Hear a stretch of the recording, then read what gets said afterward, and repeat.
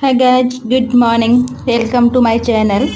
You are watching the current affairs top questions. Let's start the session.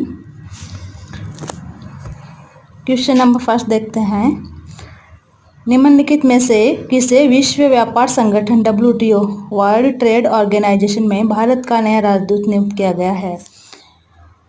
Brijendra Navneet, Ajay Srinivas, Manoj Desai, Pankaj Chaturvedi. तो ये WTO का भारत का नया राजदूत नियुक्त किया गया है ब्रिजेंद्र नवनीत को। भारत ने ब्रिजेंद्र नवनीत को विश्व व्यापार संगठन में भारत का नया राजदूत नियुक्त किया है। वह तमिलनाडु कैडर के 1999 बेस्ड के IAS अधिकारी है। वह भारत के स्थायी मिशन में जिनेवा में WTO में तैनात होंगे। WTO के बारे में देखते हैं। World Trade Organization is an intergovernmental organization that is concerned with the regulation of international trade between nations. The WTO officially commenced on 1st January 1995 under the Marrakesh Agreement signed by 123 nations. Starting में इसमें 123 Nations थे और इसने replace किया था gate को, general agreement on tariff and trade. इसका WTO का हेडक्वार्टर है जिनेवा स्विट्जरलैंड में और इसमें मेंबरशिप है प्रेजेंट में 164 मेंबर स्टेट्स। नेक्स्ट है, किस एक्सप्रेसवे को ग्रीनफील्ड प्रोजेक्ट में बदला जाएगा? ऑप्शंस है दिल्ली अमृतसर कटरा, दिल्ली जयपुर मुंबई, मुंबई सूरत जौनपुर, लखनऊ नोएडा दिल्ली। तो ये दिल्ली अमृतसर कटरा एक्सप्रेसवे है, इसको ग्रीनफील्ड में बदला जाएगा। अभी क्वेश्चन आ रहा होगा कि ये ग्रीनफील्ड क्या है।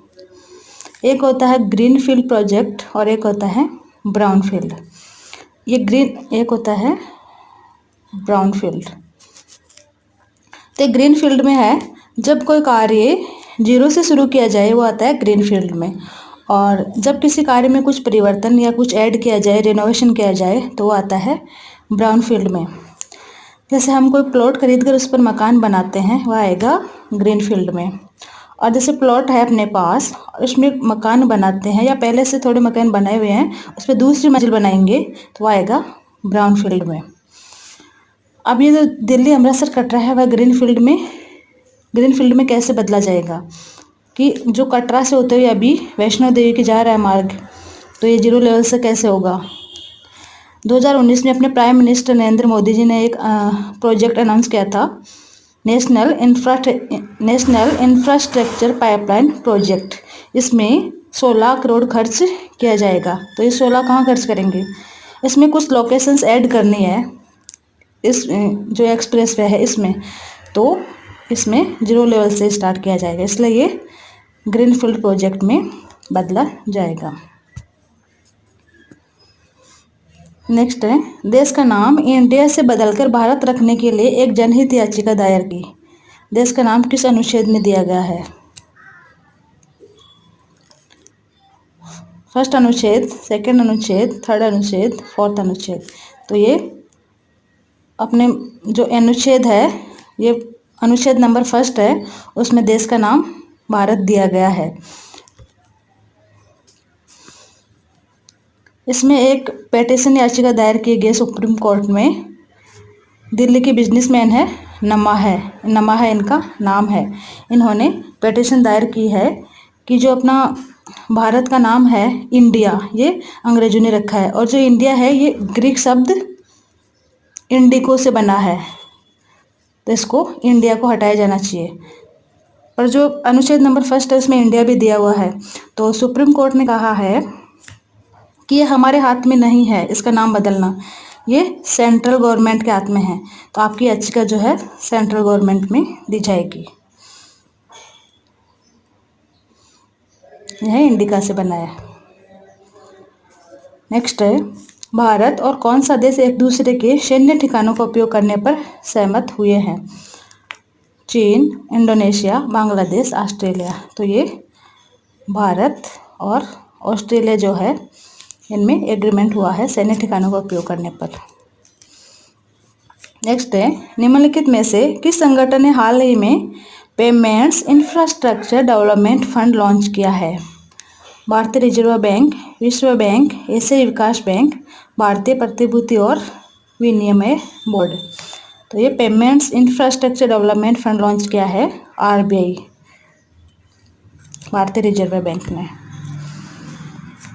Payments infrastructure development fund PIDF भारतीय रिजर्व बैंक द्वारा बनाया गया है। नए लॉन्च किए गए पेमेंट्स इंफ्रास्ट्रक्चर डेवलपमेंट फंड में भारतीय रिजर्व बैंक द्वारा 250 करोड़ रुपए का प्रारंभिक योगदान दिया जाएगा, जबकि आधा फंड कवर किया जाएगा। ये शेष जो है, जो बैंकों का नेटवर्क है, उससे कवर होगा। आरबीआई के बारे में देखते हैं। Reserve bank of India establish हुआ था 1 अप्रैल 1935 को, और ये इस्टेब्लिश हुआ था स्टार्टिंग में कोलकाता में, बट ये मूव किया गया था फिर मुंबई में 1937 में। और ये जो गवर्नर है रिजर्व बैंक के वर्तमान में, शशिकांत दास। नेक्स्ट है, निम्नलिखित में से किस बैंक ने हाल ही में मोबाइल आधारित चालू खाता खोलने की सुविधा शुरू की है? ICICI bank, axis bank, IndusInd bank, भारतीय स्टेट बैंक। तो ये इंडसइंड बैंक ने शुरू किया है। इंडसइंड बैंक ने पहली तरह की सहायता प्राप्त मोबाइल एप्लीकेशन आधारित सुविधा शुरू करने की घोषणा की है, जो बैंक को कुछ ही घंटों में स्वनियोजित व्यक्तियों और व्यवसायों के लिए चालू खाता खोलने में सक्षम बनाता है। बैंक के अत्याधुनिक इंडस कॉर्पोरेट मोबाइल ऐप से लैस बैंक अधिकारी अब वास्तविक समय में ग्राहकों और उनके व्यवसायों के बारे में जानकारी कैप्चर और स्थापित कर सकते हैं। नेक्स्ट है, हाल ही में निम्नलिखित में से किस राज्य सरकार ने आत्महत्या और धात्रघातक की जांच के लिए स्पंदन अभियान शुरू किया है? तेलंगाना, झारखंड, छत्तीसगढ़, मध्य प्रदेश। तो ये छत्तीसगढ़ सरकार ने लॉन्च किया है। छत्तीसगढ़ सरकार ने पुलिसकर्मियों के साथ आत्महत्या और भ्रातृघातक की घटनाओं को रोकने के लिए स्पंदन अभियान शुरू किया और वरिष्ठ अधिकारियों को इस संबंध में दिशा निर्देशों को कड़ाई से पालन करने के लिए निर्देश दिए गए हैं। अभियान का उद्देश्य बल को अवसाद और तनाव से बचाने के लिए उन्हें आत्महत्या जैसे कदम उठाने से रोकना है। नेक्स्ट है, निम्नलिखित में से किस राज्य केंद्र शासित प्रदेश ने सरकारी कर्मचारियों के लिए मेरा वतन ऐप लॉन्च किया है? जम्मू और कश्मीर, नई दिल्ली, असम, पंजाब।